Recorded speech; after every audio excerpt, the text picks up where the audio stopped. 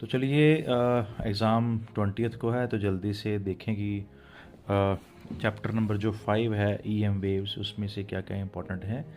तो देखिए chapter 5 3 to 5 marks का आपको आएगा।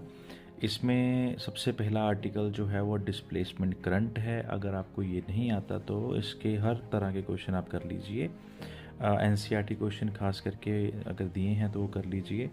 उसके बाद और कोई डेरिवेशन इसकी नहीं करनी है आपने। इसमें सिर्फ इसकी जो एप्लीकेशंस हैं वो आपको सारी याद होने चाहिए, रेडियो वेव से लेके गामा रेडिएशन तक। उसके जो क्वेश्चंस हैं जो आपने पिछले साल के पेपर्स में देखे होंगे, जैसे मान लीजिए लैम्डा 1, लैम्डा 2, लैम्डा 3, लैम्डा 4 करके 4 वेवलेंथ वो बताते हैं। जैसे lambda 1 use for radio waves, lambda 2 use for treatment of cancer, lambda 3 use for to preserve food, lambda 4 use to see in the fog.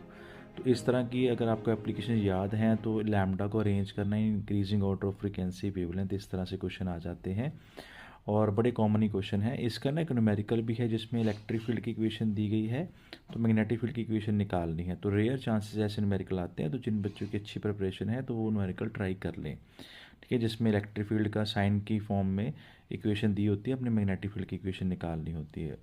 तो उसमें v is equal to E/B वाला formula use हो जाता है, ठीक है। वहाँ पे v स्पीड ऑफ लाइट लेनी है, यानी कि c हो जाएगा, E/B करना है। इसके अलावा आपको वेवलेंथ दी गई होगी, उसकी वैल्यू आपको याद रखनी पड़ेगी। फ्रीक्वेंसीज़ की वैल्यूज़ आपको याद रखनी पड़ेगी। कोई भी एक चीज़ याद रख लीजिए। अगर फ्रीक्वेंसीज़ की वैल्यू आपको याद है तो वेवलेंथ अगर दिया तो वहाँ से आप फ्रीक्वेंसी निकाल सकते हैं।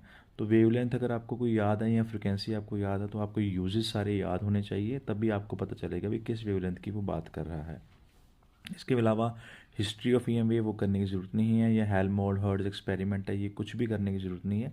खास करके डिस्प्लेसमेंट करंट अच्छे से आपने करना है, उसके हर तरह के क्वेश्चन आपने करने हैं। तो ये काफ़ी इजी चैप्टर है, स्कोरिंग है, इसको अच्छे से करके जाना है, ठीक है। मुझे उम्मीद है आपका ये पेपर अच्छा होगा। Wish you all the best. Thank you.